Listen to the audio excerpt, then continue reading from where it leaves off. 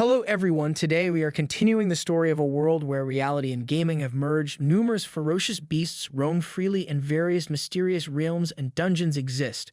To withstand the onslaught of these beasts, everyone must undergo job changes and level up rapidly. On the day of his job change, Lu Fan becomes the holder of the hidden class Dragon Tamer.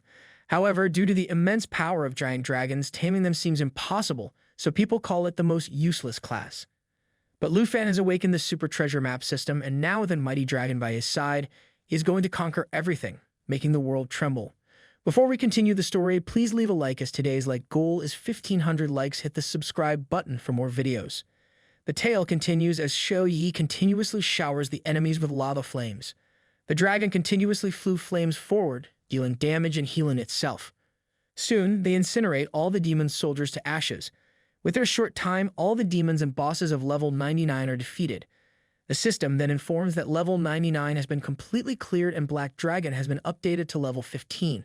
The system reveals that the Black Dragon has acquired a new skill. Lu Fan looks at the system and finds it impressive that Xiao Yi has gained a new skill once again, and he himself has been upgraded to level 20. Excited, he reflects that now only the final level trial remains. Meanwhile, everyone in the surveillance room gazes at the screen in stunned silence. The half-bald middle school principal is taken aback to see that the door to the final level of the nightmare-level Great Trial has been unlocked. Mr. Qin remarks that it seems they are about to witness history in the making. Even the principal Bai, who looks like cheap copy of Dumbledore, is surprised, noting that the trial has reached the 100th level. He questions how this could have happened so effortlessly and expresses concern, stating that he is afraid as they never intended candidates to pass this level. Lu Fan holds a sword in each hand and at this moment thrusts one into the wall before pulling it out. His dragon, Xiao Yi, stands behind him. A strong aura swirls around him, and as Lu Fan moves his sword forward again, it begins to melt in the air. He surveys the scene and realizes that he has reached the 100th floor of the Nightmare Trial, the complete Broken Kingdom's secret realm. In front of him, the Emperor is sitting on his throne, and there are about 500 demon soldiers, and below them lie many dead bodies, creating a frightening scene. The entire area is filled with skeletal remains. Lu Fan learns through the system that this emperor is known as the Consolidator of the World and is at level 60. Just then, a system notification appears, revealing a new skill called Cataclysm. This 3-stage damage skill allows the Destruction Dragon to detonate the area it flies over, causing immense damage and applying a burning effect. And as the burning effect ends, the dragon dives toward the target area, causing massive damage and detonating the burning area once more. Lu Fan reflects that Xiao Yi has been maintaining the form of the Destruction Dragon, and it is time to witness the Destruction Dragon and this skill. After this, Lu Fan tells Xiao Yi that they have reached the final level, and it is time to make the final push to earn the reward for completing this disaster training. In response, Xiao Yi roars. He then instructs Xiao Yi to switch to the Destruction Dragon form, and Xiao Yi transforms into a fearsome dragon. A powerful aura surrounds her, with flames visible all around, and fire erupts from her neck as she grows in size. The system window reveals details about the legendary Black Dragon, indicating its strength is 1484, power is 7202, agility is 2055, and endurance is 2903. Additionally, she has unlocked new skills called All Things Incinerate and Lava Burst. Everyone in the surveillance room is astonished by this transformation. Principal Bai questions if the dragon has adopted a third form. Mr. Qin is briefly stunned by the dragon's fierce flame form and remarks that Lu Fan still has a trick up his sleeve.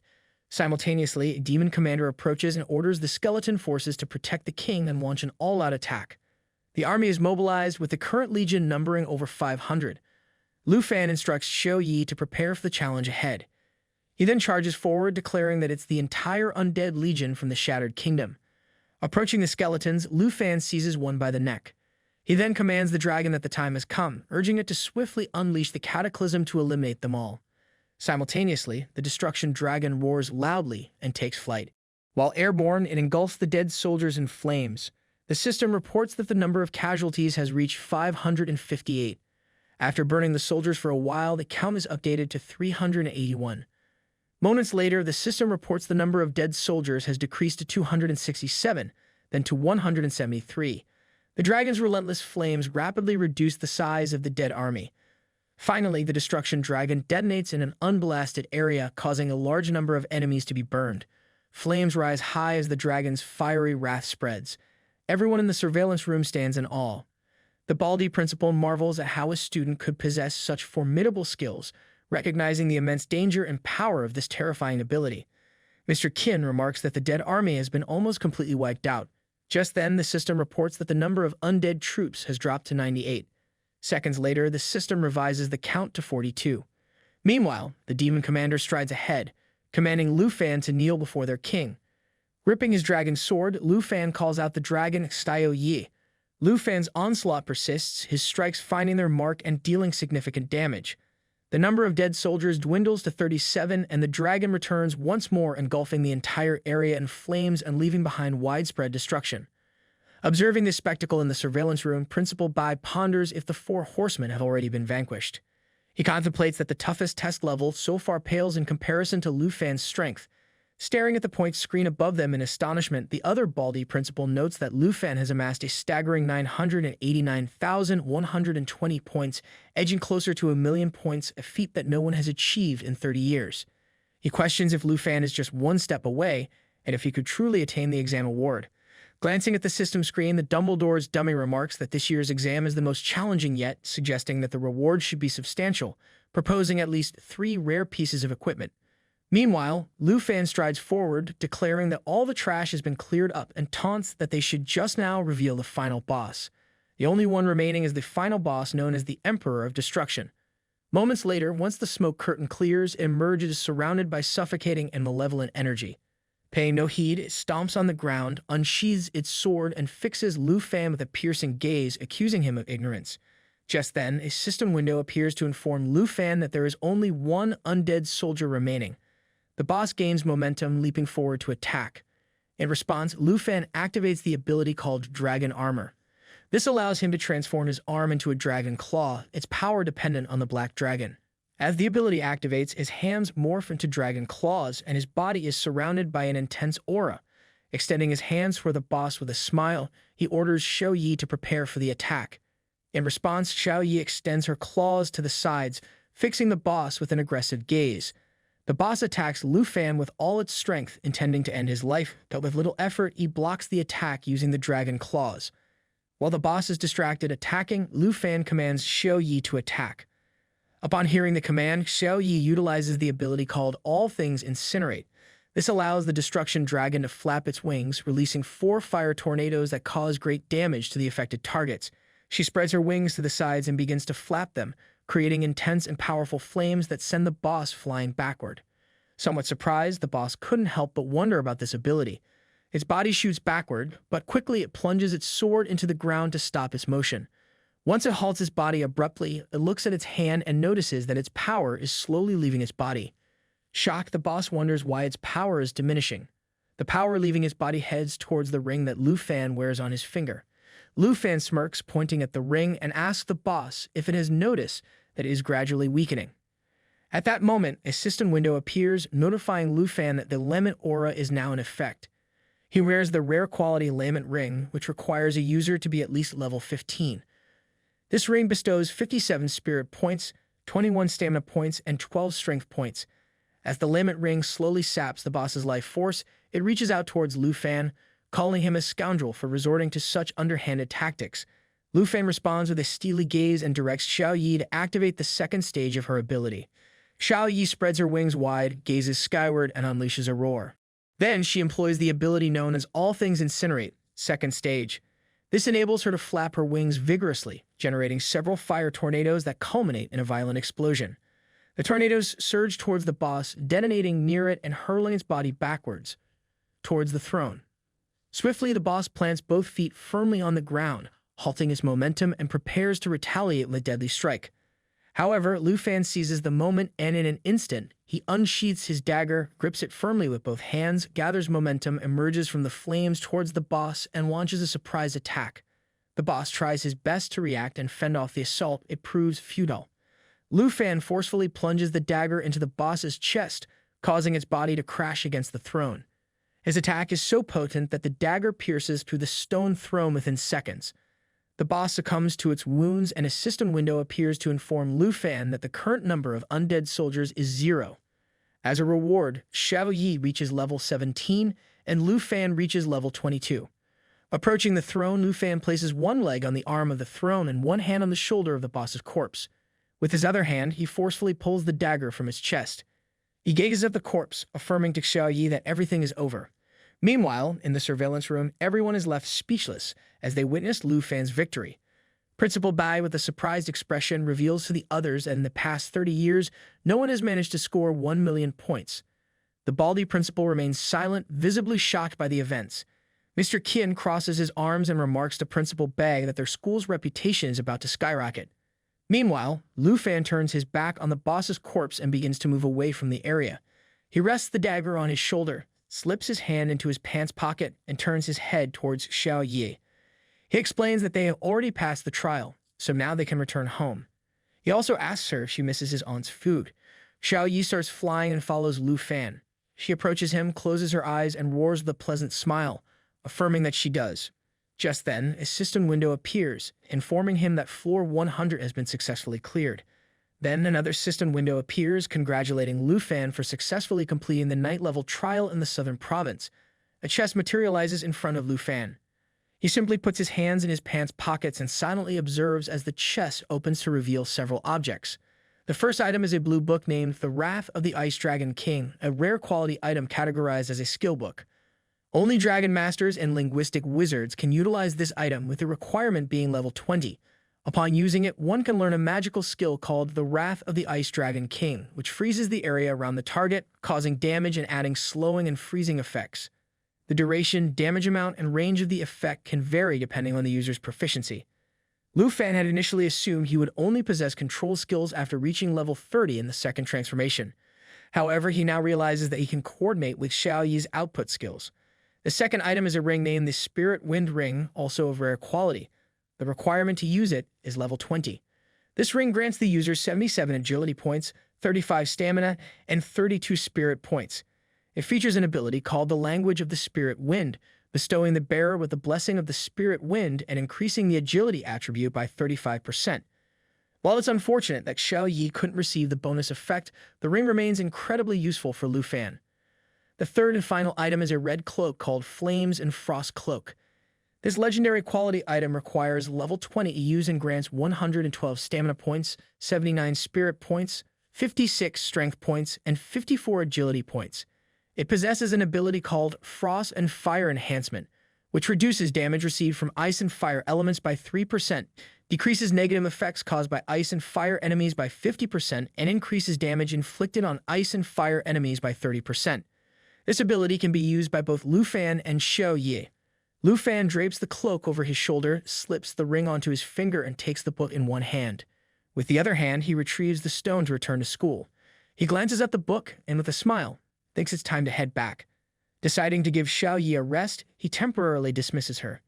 Using the stone, Lu Fan creates a portal and heads to the surveillance room where all the teachers are gathered. Reaching there, Lu Fan asks Principal Bai if he can go home and wait for the results. Upon seeing Lu Fan, everyone is surprised. Principal Bai approaches him, looking at him with a proud gaze, and praises him for being impressive, mentioning that he is the pride of the school, and his photo will always hang on the school's wall of fame as a celebrity. The Baldy principal approaches Lu Fan and then turns to Principal Bai, explaining that the wall of fame is filled with photos of heroes who fought against monster invasions and died in battle. He questions if by doing this, Principal Bai is not cursing Lu Fan. Irritated, Principal Bai turns towards the Baldy principal and tells him to go away, adding that if anyone is cursed, it is him. He asserts that he doesn't care about these concerns since Lu Fan has broken the record in the grand exam and his future is immeasurable. The Baldy principal laughs it off, stating that no matter what, this grand exam has made Lu Fan famous. Meanwhile, Mr. Qin approaches Lu Fan and with a serious look explains that even though he had mentally prepared himself to see the grand exam, he still couldn't help but be surprised at Lu Fan's strength. Lu Fan, setting his emotions aside, looks seriously at Mr. Qin and reminds him that he had fulfilled the conditions. He asks if now the Princess of Taki Kingdom will not throw a tantrum again. Closing his eyes and smiling, he assures Mr. Qin not to worry because he will fulfill his part of the promise, adding that the teacher should have received it by now. Upon hearing this, Lu Fan becomes somewhat confused and asks which teacher he is referring to. Mr. Qin places his hand on Lu Fan's chest, telling him not to worry about it and to focus on which educational institution to choose. Meanwhile, the special envoy from Longdu, Cheng Song, silently grabs his cap and stands up. The four others approach Lu Fan and explain that the top 10 academic institutions will be competing to attract him. They also mention that wealthy merchants from the southern province will seize this opportunity to get close to him and establish relationships. They advise him to be cautious of their intentions. While they are busy talking, Zong puts on his cap, turns his back to them, and starts walking away. The Baldy principal, eager to see the dragon, asks Lu Fan to call her immediately so they can all see her with their own eyes. Principal Bai interjects, warning him not to do it because if Xiaoyi appears, she might destroy the school. According to the ranking table, Lu Fan is in first place with an astonishing 1,200,199 points. Principal Bai can't help but praise Lu Fan, acknowledging the incredible nature of this score. He adds that no one has been able to break this record in the last 50 years. At the same time, in the Dragon Realm of the far north, within an unexplored level 60 territory, there is a base amidst the snow. Inside the base, a man with gray hair watches recordings of Lu Fan and Xiaoyi fighting in the trial. After viewing all the recordings, the man grabs a bottle of wine, drinks from it, and then tightly holds the bottle before placing it on the table. He closes his eyes, sighs, and smiles, finding the experience very refreshing. This man is the Northern Frontier Marcus Jing. Jing sits in his office, a laptop beside him displaying the recordings of Xiaoyi. While he is distracted, someone knocks on the door. He invites them in, and a man wearing a jacket and holding some reports enters the office. The man apologizes for the interruption and informs Jing that he has brought some reports. Jing picks up the bottle of wine again and with a serious look asks if any evidence has been found. The man places the files on the table, explaining that everything is in the files and confirming that Jing's student Qin Shanhei's deductions were correct. Jing pulls his chair closer to the table and silently examines the files. These files contain information about Princess Taiki and her subordinates. The man explains to Jing that through communication with Special Envoy Zong and Qin Shanhai, they deduced that Lord Ruan Chenfeng, a high-ranking official at Dragon City, is colluding with the Jin family from Taiki realm. According to the investigation, both Princess Jin Zhu's studies abroad and the recruitment of dragon tamers were approved by Lord Ruan. Upon hearing this, Jing places the wine bottle on the table and tightens his fist, causing the bottle to crack. He thinks that Ruan Chenfeng is a treacherous bastard. His subordinate, who has white hair, adds that the Jin family and Lord Ruan Chenfeng maintain a superficial relationship between the two countries. However, in private, Lord Ruan has granted many privileges to the Jin family, and they have rewarded him handsomely in return. Learning this, Jing clenches his teeth and realizes why Ruan had sent an envoy to arrest the dragon tamer master. Furious, he shatters the wine bottle into pieces and starts to stand up, thinking that Ruan Chenfeng is an opportunist aiding the little princess of Taiki in doing whatever she wants in the dragon realm. Seeing Jing's growing anger, his subordinate steps back looking surprised. Jing stands, extends his hand to the side, and with a serious look, orders his subordinate to transmit the directive that Ruan Chenfeng is to be stripped of all his charges and powers. From now on, there will be no place for him in the high ranks of Dragon City. He instructs his subordinate to execute this order immediately. Furious, he adds that if Ruan has any objections, he can come and talk to him, and as for the Jin family, if they try to contact Ruan Chenfeng again, he instructs his subordinate to send the Griffin squad to greet them. Upon hearing this order, the subordinate responds with an understanding nod. Jing turns his back on him, points at the door, closes his eyes, and asks him to wait as there is still one more thing to address. He instructs his subordinate to keep a close eye on which school this dragon tamer chooses and to notify the school director immediately in order to provide resources for Lu Fan. A subordinate acknowledges the command. Jing places his hands on his hips, turns his head toward the window, and reflects that the Dragon Realm now has a legendary young man who truly brings joy to the people. To him, Lu Fan is someone very interesting, and he plans to find and meet this legendary young dragon tamer after finishing his tasks in the Northern Realm. However, as the giant red moon hangs in the sky, he ponders the uncertainty of when he will actually be able to complete his mission and finally meet Lu Fan. At the same time in the city, the princess sits on her bed in a luxurious hotel when she receives a call. The caller informs her that Ruan Chenfeng has been dismissed by the Marquis of the North. Hearing this, she panics. The person on the other end asks her to calm down, assuring her that there is still good news. Sitting on the bed with one hand resting on it and holding her phone with the other, she inquires what the good news might be, expressing concern that without Ruan, they wouldn't be able to catch the Dragon Master. The caller explains that she no longer needs to waste her valuable time on Lu Fan. With the big exam results publication nearing, they have discovered that besides Lu Fan from Jianghai City, there is another dragon tamer in Kingser City. Upon hearing this, the princess's expression changes drastically from fury to surprise. She can't help but smile wickedly, thinking that this is indeed good news. This time, she hopes the other party will be someone with foresight. Lu Fan says goodbye to everyone in the surveillance room and leaves. At the same time, a portal opens and Hongwu steps out. The system announces that Hongwu has passed the South Province exam with 89,250 points, reaching the 72nd floor of the horror level. Feeling a surge of happiness, Hongwu thinks to himself that he will definitely become the champion of level 72, and that 10 universities will compete to accept him. He also anticipates a generous award and feels it might be time for him to reach for the stars. In his mind, Hongwu envisions the impending encounter with the principal. As he nears the half-bald figure, he imagines himself initiating the conversation, inquiring about the commotion. Imaginary praise follows as the principal acknowledges Hongwu's exceptional score, affirming that no one else deserves the champion title more than him. Excitement courses through Hongwu's thoughts. He perceives that they all are gathered here for him, and this is his moment to shine. While in reality, as Hongwu approaches the baldy principal and greets him, the principal turns around and questions if Hongwu has completed his training. Hongwu responds affirmatively, disclosing his score of 89,250, uncertain if it suffices for the champion title. The half-bald principal approaches Hongwu and places a comforting hand on his shoulder, assuring him that he performed exceptionally well and can easily secure admission to any of the top 10 universities.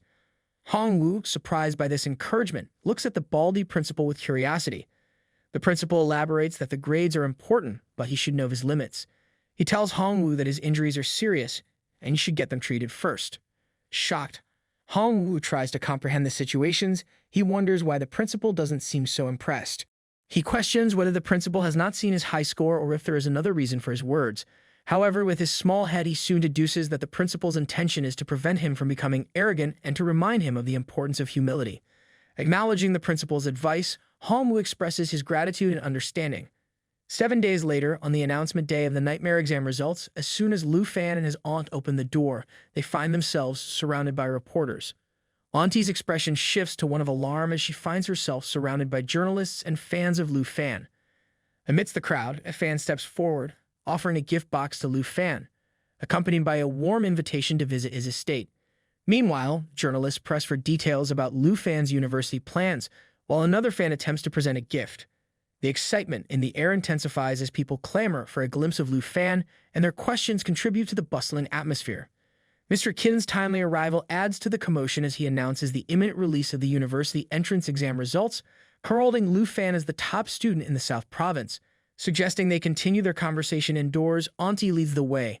Mr. Kin presents 6 boxes, each containing a prize of 50 million yuan for the Southern Province's best student.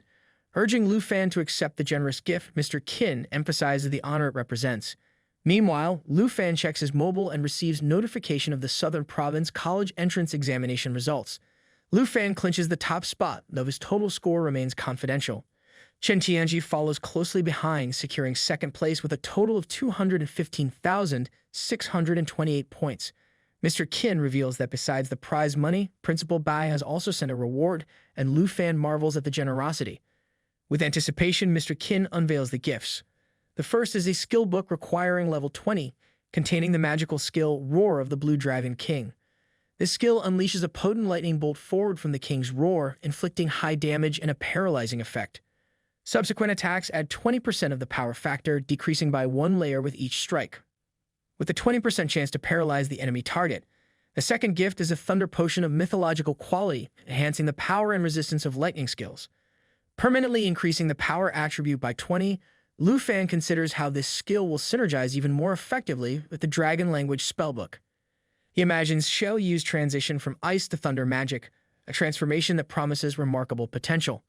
Simultaneously, the third gift is unveiled, the Green Wind Armor, boasting rare attributes requiring level 20 for use. With 46 stamina and 70 strength, it deflects impact damage to the wearer. Mr. Qin elaborates that these awards were meticulously chosen by Principal Bai. Among them are the Flash Wing Boots, enabling lightning speed runs within a 30-second recharge window.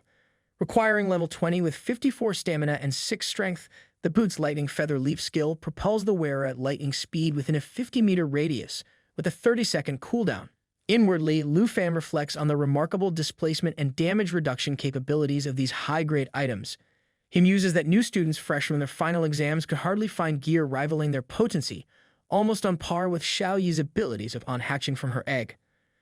Holding the briefcase, Lu Fan affirms the value of the skill, reserved typically for second-level magicians, resolving not to hesitate in its use. The system confirms the acquisition of the Dragon King's war skill, Lightning Flash Wing Boots, Green Wind Armor, and Thunder Potion X1. Meanwhile, Qin Kui arrives, expressing her joy at seeing Lu Fan. She informs him that the presidents of 10 major universities have arrived in Shanghai City, as her father has invited them to their house for an interview. Auntie, inwardly contemplating the busy day, wonders why Qin Kui is present. Upon hearing the news, Lu Fan is taken aback, questioning why they are in such a hurry since the results were just declared. Mr. Qin reassures him, explaining that the university presidents view the video of his grand exam and immediately rush over. Moving closer to Lu Fan, he emphasizes the confidentiality of the video, seen only by senior officials of the universities and the Dragon capital. Mr. Qin adds a mysterious note mentioning that it would not be good if another princess shows up. With a whisper, Mr. Qin informs Lu Fan that the matter concerning Jin Zhu has been handled by the teacher, who is eager to meet Lu Fan in person. Placing his hand on Lu Fan's shoulder, Mr. Qin assures him that there's no need to rush, promising they'll meet later. After this, Qin Kui approaches Lu Fan, appearing shy as she extends a purple card towards him. She explains that she wanted to thank him during her last visit, but unfortunately encountered Jin Zhu instead. Lu Fan, surprised by the gesture, questions its value, stating their agreement was for 1 million, whereas the card cost 10 million dragon coins. Mr. Qin joins them, placing a hand on Lu Fan's shoulder, emphasizing that the card symbolizes the Qin family's gratitude. He then informs Lu Fan that people will arrive in the evening to escort him to Jiangshan Park. Amidst laughter, Mr. Qin jokes about Lu Fan's handling of the villa awarded by the city for being the top scorer in the South Province. Auntie draws closer to Lu Fan, while Qin Kui urges her father not to make fun of Lu Fan. Qin Kui, taking Lu Fan's hand, reminds him of the time and suggests they leave to meet the academy official. In a forest outside Kingzhou City, in the Dragon Kingdom, a jeep pulls up and the arrogant princess steps out. She turns to her subordinate, Kui Hongtae, inquiring about the Dragon Tamer's progress, specifically asking at what level he currently stands. Hongtae reports that the Dragon Tamer has reached level 19 and the Armored Dragon is already at level 14. Commenting on the swift advancement, she remarks on the peculiarity of Dragon Tamers, noting that achieving a level capable of defeating a level 30 boss in such a short time is impressive. Meanwhile, Chen Tianzi, the 19-year-old Dragon Master, confronts a wild bear. Sensing the imminent danger, he springs into action, leaping into the air with the intention of disarming the bear and launching a counterattack. Yet the bear proves to be a formidable opponent, relentlessly pressing its fierce assault. Chen Tianzi retaliates with a single powerful strike, defeating the bear instantly. As a result, his abilities are upgraded and his level increases to 20. Observing Chen Tianzi's prowess, the arrogant princess begrudgingly acknowledges his skill, remarking that he hasn't squandered the dragon egg she entrusted to him. Chen Tianzi respectfully thanks her, assuring her that he hasn't brought any disgrace on the royal family. The princess then expresses her concern, stating that she would be disappointed if he turned out to be a failure like the previous one. With a stern glance at Kui Hongtae, she declares that from now on, Chen will wield the dragon lance and asks if there are any objections. Hongtae dutifully responds, "As you wish, your excellency." Chen then appears before the princess, placing a hand over his heart in gratitude. He expresses his thanks for the armored dragon and the magical spear, asserting confidently that with his magical reinforcements, he will undoubtedly be able to vanquish the hero of the South Province. Simultaneously, she reflects on Chen Tianji's standing, noting that he currently holds second place with 2,100,000 points. However, the top player, Lu Fan, remains shrouded in mystery as his points have yet to be disclosed. Speculation suggests they could surpass 3 million points. Determined, she sees a glimmer of hope, knowing she still has a chance to claim victory. However, her anger boils at the thought of Lu Fan, and she directs her attention to the Dragon Tamer. She commands sternly that he must etch the name of Lu Fan into his memory until he defeats him and seizes his black dragon. Simultaneously, she tells Chen that she will assist him in becoming the most formidable Dragon Tamer in the history of the Taiki Empire. Promising him great power, she assures him that as her servant, he will rank above all others, except herself. The Dragon Tamer bows respectfully, reassuring the princess of his loyalty. As the princess departs, she glances back and remarks at Chen that he is wiser than Lu Fan, as she provided Lu Fan with an opportunity to ascend to the top, yet he failed to appreciate it. Before leaving, she instructs Hongtae to travel to a Shanghai city and investigate which university Lu Fan plans to attend next. With determination, he vows to fulfill her command. However, the princess interjects, stating that if he fails to accomplish this task, he will be dismissed. Thinking about Lu Fan, she warns that he will soon regret his actions against her. I hope that you liked today's video, and if you did, hit that like button as today's like goal is 1,500 likes. Comment part 2 down below for the next part. Also, consider subscribing with the notification bell on to get notified as soon as a new video drops onto the channel. You can also join the channel to support me financially and watch videos before public release. I'll meet you in the next video. Until then, thanks for watching.